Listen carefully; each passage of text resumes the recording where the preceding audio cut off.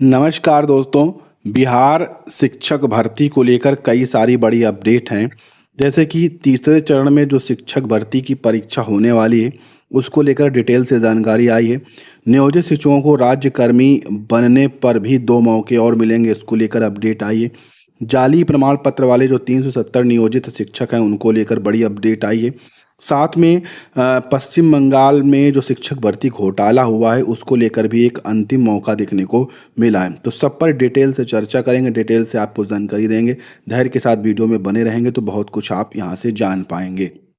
इसी दौरान वीडियो को लाइक, शेयर और चैनल को सब्सक्राइब भी कर लीजिएगा। तीसरा चरण यानी कि टीआरई 3.0 जो है उसमें जो शिक्षक भर्ती है उसमें जो परीक्षा केंद्र वाले ज़िले रहेंगे वो केवल 26 ज़िले यहाँ पर रखे गए हैं।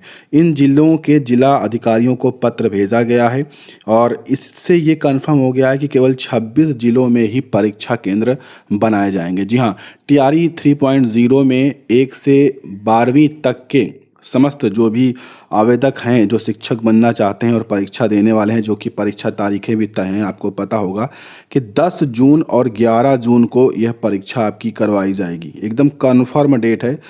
10 जून को 1 से 5 और 6 से 8 की होगी। 11 जून को 9 से 10 और 11वीं से 12वीं की परीक्षा होगी। 2 दिन में 4 पालियों में इस परीक्षा को पूर्ण करवाया जाएगा। इस चीज़ को यहाँ पर भी देखिए मेंशन किया गया है, आप देख लीजिए। ये देखिए 10 और 11 जून को ये परीक्षा करवाई जाएगी, जिसमें लगभग 3.5 लाख उम्मीदवार बैठने वाले हैं। इसकी भी जानकारी दी गई है। उम्मीदवार कम होने की कारण ही इस बार केवल 26 जिलों में इस परीक्षा का आयोजन करवाया जाएगा। तो बाकी के जो लगभग 12-10 जिले बचेंगे उनके जो परीक्षार्थी होंगे उनको भी दूसरे ज़िले में परीक्षा देने जाना पड़ेगा। बाकी जो बाहरी राज्य के परीक्षार्थी हैं उनको तो आना ही पड़ेगा। इस बार एक चीज़ ये भी देखने को मिली है कि जो परीक्षा केंद्र बनाए जा रहे हैं उसके आसपास परीक्षार्थियों के ठहरने की व्यवस्था भी की जाए, ये भी यहाँ पर व्यवस्था की जा रही है। क्योंकि बहुत सारे हमारे शिक्षक साथी ऐसे होते हैं कि 1 से 5 के लिए भी आवेदन किए हैं और 11वीं से 12वीं के लिए भी आवेदन किए हैं, क्योंकि वो बीएड डीएलएड सब कुछ किए होते हैं। तो अब 1 से 5 की जो परीक्षा है वो 10 तारीख को होनी है और 11वीं से 12वीं की परीक्षा आपकी 11 तारीख को होनी है। तो वो एक दिन रुके कहाँ, रुकने की बड़ी समस्या होती है, होटलों की समस्या होती है। तो ऐसे में शिक्षा विभाग इस बार तैयारी कर रहा है कि उनके रुकने की भी व्यवस्था आसपास भी करी जाए। ये चीज़ को लेकर भी पत्र जो है जिला अधिकारियों को जारी किए गए हैं। तो कहीं ना कहीं ये अच्छी अपडेट है दोस्तों। इसके अलावा दोस्तों हमारे बिहार के जो नियोजित शिक्षक हैं उनको लेकर अपडेट आ चुकी है कि नियोजित शिक्षकों को राज्यकर्मी बनने के लिए 2 और मौके यहाँ पर मिलेंगे। सक्षमता परीक्षा 1 हो ही चुकी है, आप सभी को पता है। तो एक मौका तो खत्म हो चुका है, 2 मौके और मिलेंगे। ठीक है, राज्यकर्मी बनने के लिए यहाँ पर 2 और सक्षमता परीक्षा होंगी। राज्यकर्मी बनने का पास करना होगा ज़रूरी।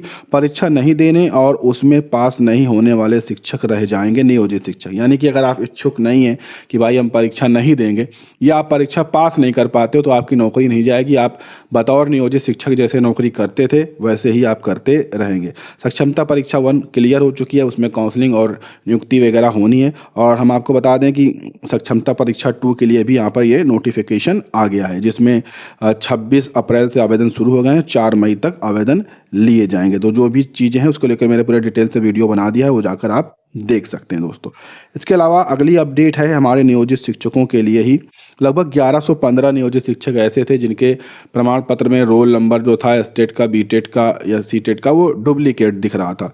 तो सभी लोगों ने अपने प्रमाण पत्र की सत्यता को दिखा दिया है, लेकिन 370 नियोजित शिक्षक जो है कई बार मौका मिलने के बाद भी अपने प्रमाण पत्रों का सत्यापन करवाने वो शिक्षा विभाग ऑफिस नहीं आए, जिस कारण से अब इनके सेवा बर्खास्त किए जाने का आदेश जो है वो जारी होने जा रहा है। तो बहुत तगड़ा झटका है इन नियोजित शिक्षकों को, क्योंकि अब इनको साफ तौर पर शिक्षा विभाग ने मान लिया कि इनके पास जाली प्रमाण पत्र हैं।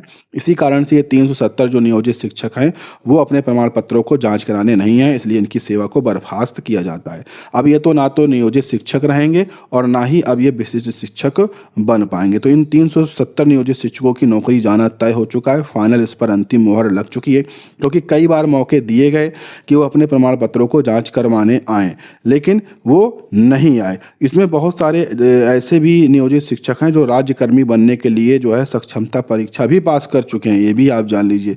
ठीक है, और या बहुत सारे ऐसे हैं जो परीक्षा में बैठने वाले हैं। तो अब ये सभी इनका जो पूरा दावेदारी है वो पूरी तरह से ख़त्म होने जा रही है और इनको नौकरी से निकालने का पूरी तरह से आदेश कभी भी देखने को आपको मिल जाएगा, क्योंकि कमेटी जो है इस पर जल्द ही फैसला लेने वाली है दोस्तों।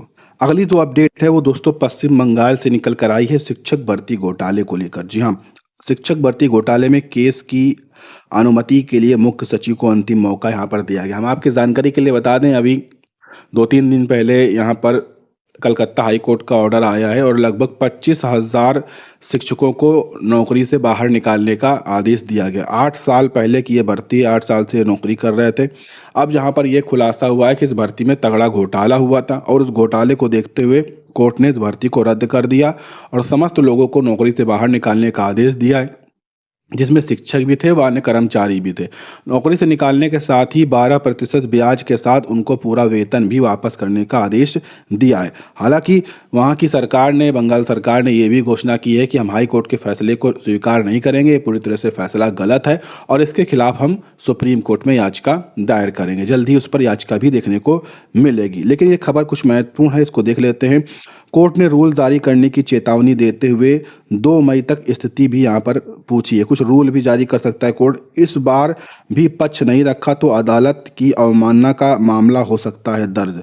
सरकार के जो मुख्य सचिव हैं उनको यहाँ पर पश्चिम बंगाल हाई कोर्ट की तरफ से यहाँ पर एक मौका यहाँ पर दिया गया है, चेतावनी जारी की गई है, आप यहाँ पर देख सकते हैं। पश्चिम बंगाल शिक्षक भर्ती घोटाला मामले में मंगलवार को कलकत्ता हाई कोर्ट ने बंगाल के मुख्य सचिव के खिलाफ रूल जारी करने की चेतावनी दी है। हाई कोर्ट ने चौथी बार राज्य के मुख्य सचिव को अपना पक्ष रखने के लिए मौका दिया है कि आप अपना पक्ष रखिए, अन्यथा शिक्षक भर्ती के घोटाले में गिरफ्तार सरकारी अधिकारियों के खिलाफ मुकदमा शुरू करने के लिए मुख्य सचिव को अनुमति देने के लिए आखिरी मोहलत यहाँ पर दी गई है। न्यायमूर्ति जयमाल्य बागची ने मुख्य सचिव को 2 मई तक स्थिति स्पष्ट करने का निर्देश दिया है। अगर इस बार भी उन्होंने अपना पक्ष नहीं रखते हैं तो इसके खिलाफ कोर्ट में मामला दर्ज करने की चेतावनी यहाँ पर दी गई है। ठीक है, तो ये एक तगड़ा झटका यहाँ पर लगा हुआ है और अवमानना लगने के साथ ही यहाँ पर तगड़ा झटका लगेगा। ठीक, और बाकी मैंने जो शिक्षकों की अपडेट अभी आपको दी 25,000, वो मामला अलग था, वो और ये मामला अलग है। 2 तरह की भर्तियाँ यहाँ पर थी, तो वो भर्ती अलग है। उस पर जो मामला आया था तो उस पर जो है सरकार जो है वो सुप्रीम कोर्ट जाएगी और इस पर जो है अभी अवमानना चल रही है। ठीक है, अवमानना याचिका यहाँ पर चल रही है और इस बार जो है सरकार के मुख्य सचिव अपनी बातों को नहीं रखते हैं, सरकार की तरफ से चीज़ें नहीं रखते हैं, तो इस बार उनको जेल भी जाना पड़ सकता है। यहाँ पर कोर्ट के माध्यम से ये चीज़ें बताई गई हैं और चीज़ें यहाँ पर कही गई है। तो उचित कार्यवाही इस बार देखने को मिल सकती है माननीय न्यायालय के माध्यम से सरकार के ऊपर। तो 2 बड़ी भर्तियां जो हैं वो फंस चुकी हैं एक तरह से देखा जाए पश्चिम बंगाल की, और एक पर तो आपने देखा ही कि स्थिति कितनी ख़राब हो चुकी है और ये भी है। साथ में अभी जो वहाँ के बीएड शिक्षक हैं उनको भी बाहर निकालने का आदेश देखने को मिला है, क्योंकि वहाँ का जो पूरा आदेश आया है वो सेम टू सेम 8 अप्रैल 2024 वाला ही आदेश लिखवा दिया गया है, तो उस पर भी खतरा वहाँ पर देखने को मिला है। तो कुल मिलाकर भर्तियाँ पश्चिम बंगाल की लगातार फंसती जा रही है। बाकी जो आगे अपडेट्स होंगे हम आपको शेयर करेंगे। इस वीडियो में इतनी अपडेट्स थी, यहाँ तक देखने के लिए धन्यवाद।